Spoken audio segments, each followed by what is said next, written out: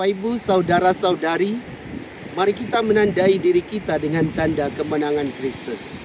Dalam nama Bapa dan Putra dan Roh Kudus, amin.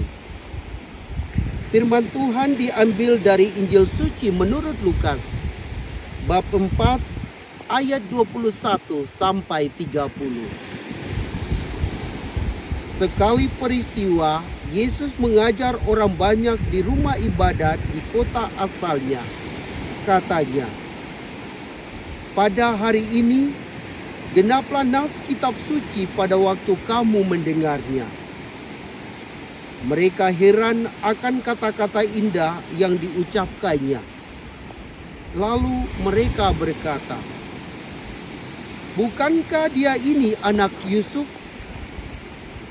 Maka berkatalah Yesus kepada mereka, tentu kamu akan mengatakan pepatah ini kepadaku, hai tabib, sembuhkanlah dirimu sendiri. Perbuatlah di sini, di tempat asalmu ini, segala yang kami dengar telah terjadi di Kapernaum. Yesus berkata lagi, aku berkata kepadamu, dan kataku ini benar. Pada zaman Elia terdapat banyak wanita janda di Israel. Ketika langit tertutup selama 3 tahun 6 bulan. Dan ketika bahaya kelaparan yang hebat menimpa seluruh negeri.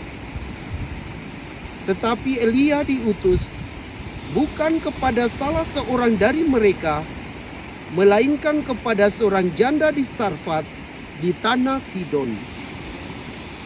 Dan pada zaman Nabi Elisa, banyak orang kusta di Israel, tetapi tidak ada seorang pun dari mereka yang ditahirkan, selain Naaman, orang Syria itu. Mendengar itu, sangat marahlah semua orang di rumah ibadat itu.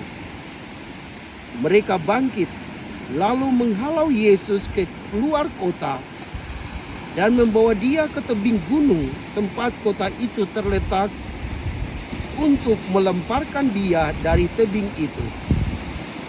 Tetapi Yesus berjalan lewat dari tengah-tengah mereka lalu pergi. Demikianlah sabda Tuhan. Shalom Bapak Ibu, saudara-saudari yang Tuhan Yesus kasihi. Penginjil Lukas menceritakan bahwa Yesus mengajar di kota asalnya. Akan tetapi orang-orang Nazaret tidak percaya akan pengajarannya. Mereka bertanya, bukankah dia ini anak Yusuf? Dan pada saat itu Yesus mengetahui pikiran mereka.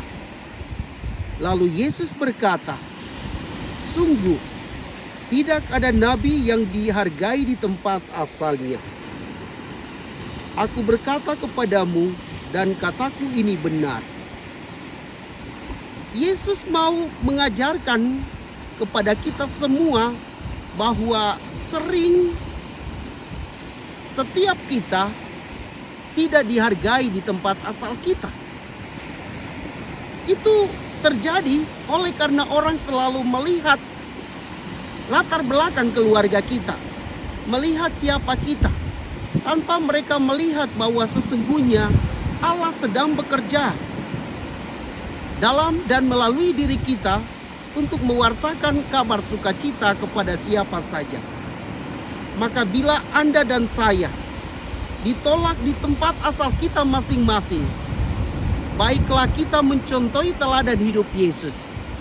Kita tidak mudah putus asa, tetapi kita terus-menerus mewartakan firman Tuhan di tempat asal kita, tetapi juga di mana saja kita berada. Semoga Anda dan saya selalu bersemangat dalam pewartaan akan firman Tuhan kepada siapa saja, dan tetap berjuang untuk melewati pencobaan-pencobaan yang sesungguhnya akan membuat kita lebih dewasa lagi dalam karya perutusan kita masing-masing. Semoga demikian. Marilah berdoa. Bapa yang Maha Baik, dalam pengalaman kami selalu mengalami pengalaman suka maupun duka. Pengalaman suka membuat kami tetap bersemangat. Tetapi pengalaman duka ketika ditolak sering membuat kami tidak mau berusaha lagi untuk meneruskan pelayanan kami kepada sesama. Maka bantulah kami dengan Roh Kudus, agar ketika kami mengalami pengalaman ditolak saat kami mewartakan firman-Mu, kami mau menerimanya dan tetap berjuang melaksanakan tugas yang Engkau percayakan kepada kami ini, yaitu mewartakan firman-Mu kepada siapa saja. Bapa yang Maha Baik, inilah doa kami yang kami naikkan ke hadirat-Mu dengan perantaran Kristus Tuhan kami. Amin. Semoga Bapak Ibu Saudara-saudari diberkati dan dibimbing oleh Allah yang Maha Kuasa, Bapa dan Putra dan Roh Kudus. Amin.